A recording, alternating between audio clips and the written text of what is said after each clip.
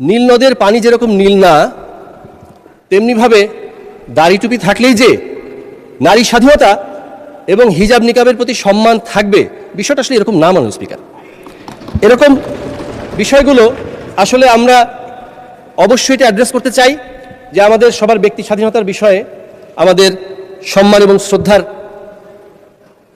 ব্যাপারে অত্যন্ত সোচ্চার হওয়া উচিত। মাননীয় স্পিকার, এটা আমরা দুঃখের সাথেই বলছি। মাননীয় স্পিকার, ফ্যাক্ট এবং ন্যারেটিভের ব্যাপারে কথা বলেছিলাম, অল্প সময় ছিল, বুঝিয়ে বলতে পারি। আজকে দেখলাম প্রাসঙ্গিক বিষয়টা উঠে আসলো।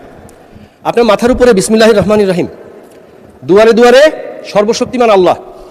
আমরা এমনও দেখেছি, আমরা ইসলামের পতাকা হাতে নিয়ে দেখা গেছে হিকমা অবলম্বন করতে গিয়ে বৈশ্বিক পরিস্থিতিতে রাজনৈতিক অবস্থা বিবেচনায় অনেক সময় ইসলামের পতাকা হাতে নিয়েও শরিয়া আইনের ব্যাপারে প্রশ্ন আসলে অনেক সময় এড়িয়ে যেতে দেখেছি। মাননীয় স্পিকার, কিন্তু ফ্যাক্ট হলো জিয়া রহমান সাহেব, শহীদ রাষ্ট্রপতি জিয়া রহমান লিখে দিলেন সংবিধানে বিসমিল্লাহ। তার সুযোগ্য উত্তরসূরি জনাব তারেক রহমান সাহেব আপনার মাথার উপর রেখেছেন বিসমিল্লাহ।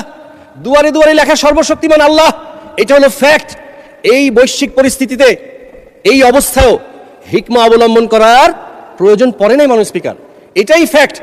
মাথার উপর বিসমিল্লাহ, দুয়ারে দুয়ারে সর্বশক্তিমান আল্লাহ, অথচ বাজারে মাঝে মাঝে ন্যারেটিভ চালানোর চেষ্টা হচ্ছে জান্নাতের সোল এজেন্ট নাকি একটা ওজন মাপার পাল্লা। মাননীয় স্পিকার, নাউযুবিল্লাহ নাউযুবিল্লাহ। জান্নাতের টিকিট বিলাইয়া কেমনে ধর্ষণ করলা?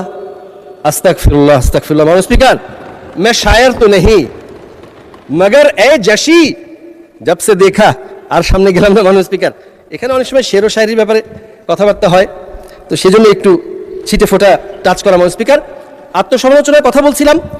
আমি শুধু এক পাশে প্রশংসা আরেক পাশে তিরস্কার এরকম করবো না। মাননীয় স্পিকার, প্রায় 20,000 কোটি টাকা আমি যদি ভুল না শুনে থাকি, যদি তন্দ্রাচ্ছন্ন না হয়ে থাকি, বন্ধ শিল্প কারখানা চালুর ব্যাপারে, বরাদ্দের ব্যাপারে কথা হয়েছে। মাননীয় স্পিকার, তো আমি কিন্তু আমাদের মাননীয় শিল্পমন্ত্রী মহোদয় এখন উপস্থিত থাকলে ভালো হতো।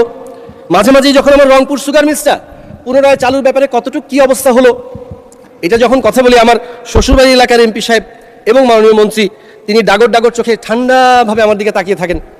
আরেকদিন বলেছিলাম ইতাখিতা খবরে বাবা, এই টাইপের একটা কোশ্চেন আর কি ওনার চোখে আমি দেখতে পাই।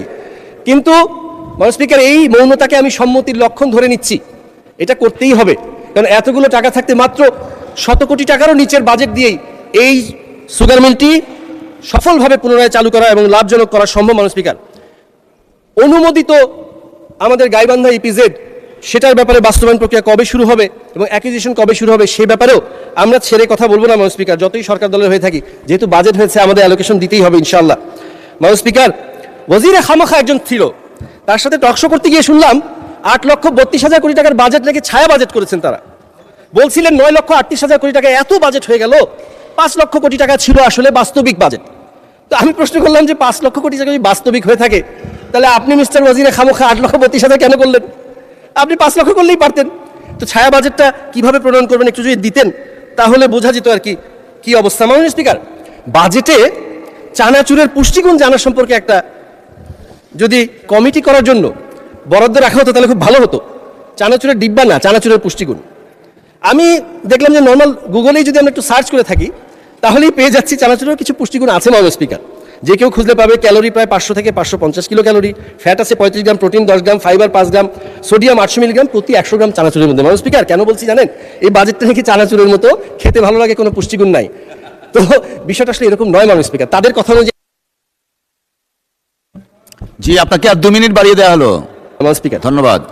একদম শেষ পর্যায়ে চলে আসছি। মাননীয় স্পিকার, যেটা না বললেই নয়, দেখুন মাননীয় স্পিকার, জিয়া রহমান সাহেব, শহীদ রাষ্ট্রপতি জিয়া রহমান পরবর্তীতে রাজনীতিবিদদের জন্য রাজনীতি কঠিন করে যাবেন এটা বলেছিলেন এবং করেছেন।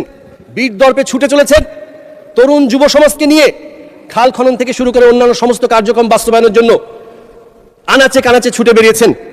তেমনিভাবে আমিও মাননীয় প্রধানমন্ত্রীর এই ছুটে বেড়ানো আমাদেরকে সাথে নিয়ে এই কর্মকাণ্ডে উদ্বুদ্ধ হয়ে আমি আজকে সকল সংসদ সদস্যের জন্য একটা বিষয় একটু কঠিন করে দিতে চাই। মাননীয় স্পিকার, আমাদের 32 গাইবান্ধা 4 গোবিন্দগঞ্জ আসনে মাননীয় স্পিকার, আমরা একটা ভলান্টারি বাজেট দিচ্ছি, স্বেচ্ছাশ্রমের বাজেট দিচ্ছি। এই বাজেটের সাথে 2টা খাল খনন প্রকল্প হয়েছে, সফলভাবে চলছে।